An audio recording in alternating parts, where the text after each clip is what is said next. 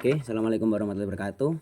Jadi perkenalkan saya Dani Faidi Sanjaya, santri baru dari Hanifida. Saya akan mempresentasikan PI pertama saya, yaitu peta imajinasi saya yang pertama kali. Sebelumnya, Alhamdulillahirobbilalamin, wassalatu wassalamu ala asyrofil anbiya'i wal mursalin sayyidina wa nabiyina wa maulana Muhammadin wa ala alihi washabihi wa alihi ajmain amma ba'd. Yang saya hormati seluruh keluarga Hanifida, khususnya pengasuh Dr. Haji Hanifuddin Mahadun, MAG, dan Umi Dr. Hajah Hairatul Idawati Mahmud, MPDI, beserta keluarga. Jadi langsung saja saya mau mempresentasikan PI saya. Jadi PI saya yaitu menerangkan tentang manajemen channel YouTube. Oke, manajemen channel YouTube. Jadi yang pertama adalah tentang ini, hal pentingnya. Jadi hal penting dalam manajemen channel YouTube yaitu adalah yang pertama itu apresiasi. Maksudnya adalah pantasnya karya itu diapresiasi. Jadi apabila kita berkarya, apakah karya itu pantas untuk diapresiasi? Jadi seperti itu konsepnya. Kalau semisal kita punya karya terus nggak ada yang ini, nggak ada kayak diapresiasi itu nggak cocok, wajar. Mungkin memang kita yang kurang bagus dalam hal konten, nggak apa-apa. Cuman namanya juga kesalahan, tetap harus introspeksikan, harus dibahas juga biar kita kedepannya bisa bikin konten yang lebih baik. Jadi lalu yang berikutnya yaitu adalah update konten. Update konten. Jadi kalau semisal kita habis konten yang pertama, katakanlah hari ini kita konten seperti ini, besoknya itu bukannya harus konten, tapi apabila kontennya memang ini enggak berpengaruh ke ininya, kayak kita itu bikin konten sekarang tapi besoknya itu kayak ya enggak nambah gitu, jadi ada baiknya itu besok kita konten lagi gitu. Nah kalau semisal enggak konten juga enggak ada salahnya, yang penting ini kontennya up to date gitu aja. Bukannya up to date, kayak lebih ke ini, bagaimana caranya itu konten itu masih ada yang nonton, channel kita itu masih ada yang meraih kita, orang penonton itu masih ada yang meraih kita.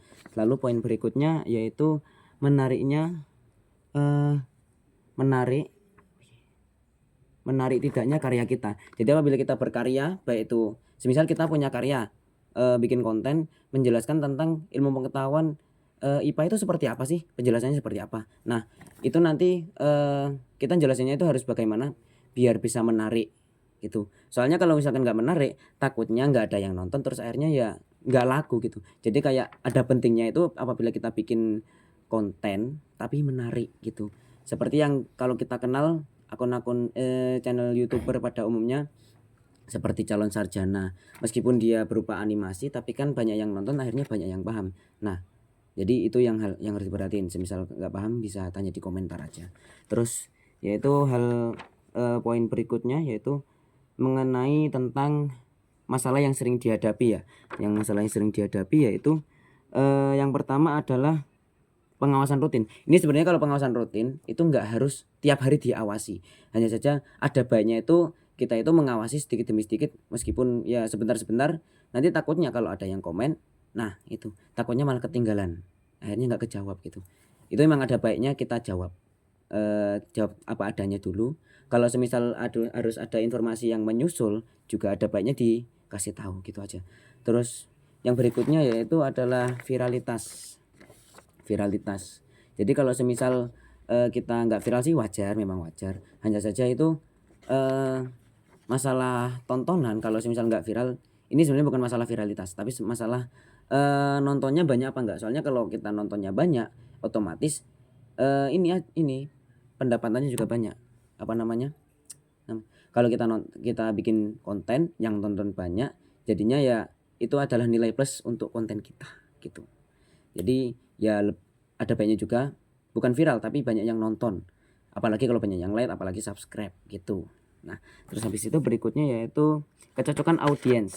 Jadi kalau semisal kalian bikin konten terus audiennya nggak cocok, berarti kita harus nyari dulu yang meskipun saya sendiri juga sekaligus para penonton juga harus memperhatikan audien ini yang kita target itu maunya seperti apa dan seperti apa. Jadi itu yang harus diperhatikan.